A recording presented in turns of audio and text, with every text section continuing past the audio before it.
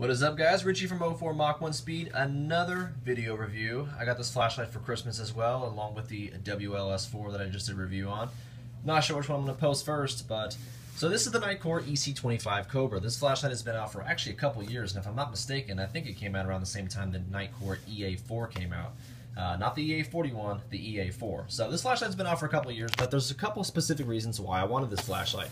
And one of the biggest reasons is because it's so compact. Compact, but yet still very bright. So now, also another reason I got this flashlight was I was kind of looking for a replacement for my Nitecore MT26. And the reason why I want a replacement for this flashlight is because there's one big problem with the MT26. Yeah, it's an old flashlight as well, but there's one big problem to it for those of you that do have this flashlight. The output drops when you put an 18650 in there, so I never use 18650s.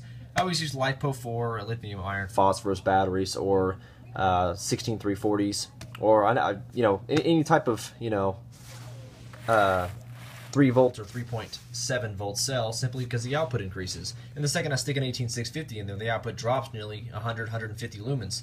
And you can tell that, and one of a good indication of that is by putting an 18650 in there and turning it on, even on the highest output, you still notice a PWM. It should not be doing that on the highest output. So the fact that you see PWM on an 18650 indicates that the output drops. So, and I noticed, and I remember by reading a bunch of stuff on candle power forums, that the EC25 does not do that.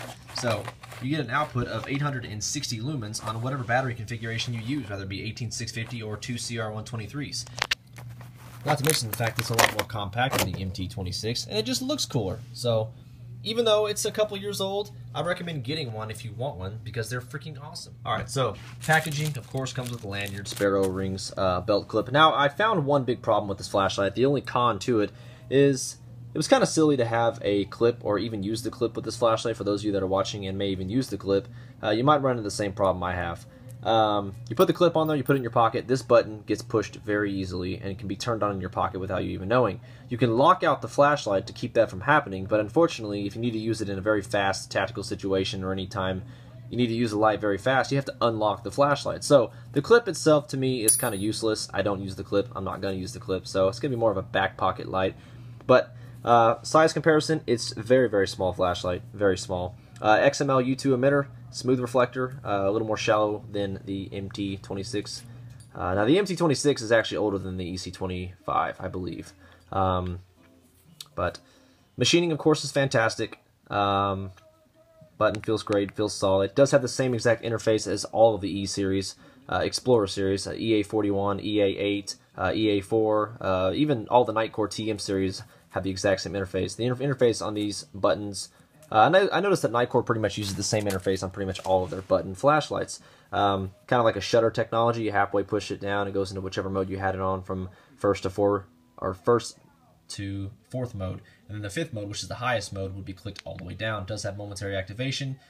So it does all that stuff with one simple button. It does come with a holster, so whoever uses holsters, it does come with a holster. So take a look at the flashlight. The machining, like I said, the machining is fantastic. Nitecore always does a good job on other flashlights. AR-coated lens, smooth reflector, XML U2. May have already mentioned all that good stuff. You know, I gotta say that Nitecore was extremely generous on lubricating the threads on the EC25, because well, not so much the back tail cap, but the back, where the threads are, where the head is connected to the body, there's a lot of lubrication on there, a lot of silicone-based lubricant on there. So they're definitely being generous with this flashlight, gotta say that for sure. Like I said, the flashlight's powered by an 18650 or two CR123s. Always recommend using 18650s, as everybody would always say. You of course get a better runtime. Now, this flashlight pretty much has everything. It does even have square cut threads. Now, of course, you can't see that, but it does have square cut threads. Now, one thing to note, of course, this flashlight, because it's an electronic switch button, it's not a pneumatic. There's not a pneumatic pressure switch back there, or a pneumatic switch at all. This flashlight is always drawing a current no matter what, but it's probably a very, very small number, like 30, 40, 50 microamps, something like that. But it is always drawing a current. So it is always drawing a current no matter what. And you can always loosen the tail cap back here to cut off the current, cut off the circuit, and pretty much kill the battery from the actual flashlight. But unless you plan on leaving this flashlight sitting for 4 years, you don't have to worry about that at all. Having it sit on your counter for a month, it's not really going to take much energy. It does have a voltage indicator, pretty much a battery tester on there, just like all the other E-series flashlights. They pretty much all have a battery indicator to tell you how much voltage or how much power you have left in the battery. All you do is turn the flashlight on and hold the button down for a couple seconds. Turns on, and it's 1, 2, 3, 4, 4.2 volts. So 4.2 volts.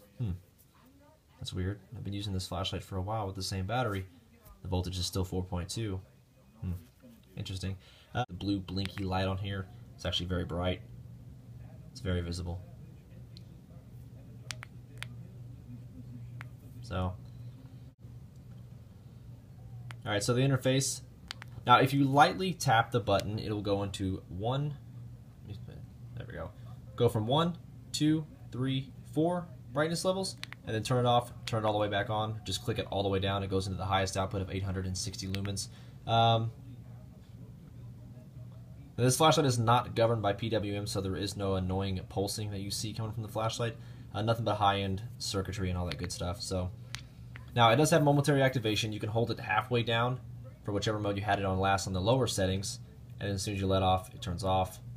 So like I said, it does have momentary activation. And if you click it all the way down and hold it down, of course it goes into the highest output, and then you just let off and it turns off. So it does have momentary activation. Like I said, that's one of the coolest things about Nitecore is they, can put all of that stuff into one button and still make it simple. Now, flashlight has strobe. Of course, you have to turn the flashlight on, double tap the button, goes into strobe. It is variable frequency strobe, so it goes from, well, I don't really know what I don't know what frequencies they are. There's so many of them, but it does have variable frequency strobe, so you do have that. And of course, it does have SOS. You just, well, I'm not sure how to get into SOS. I forgot.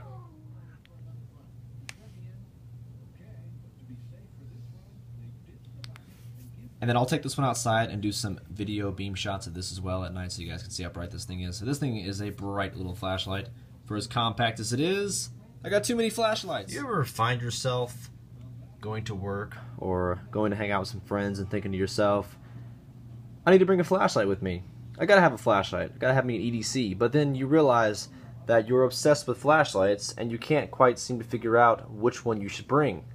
Well, that seems to be my problem.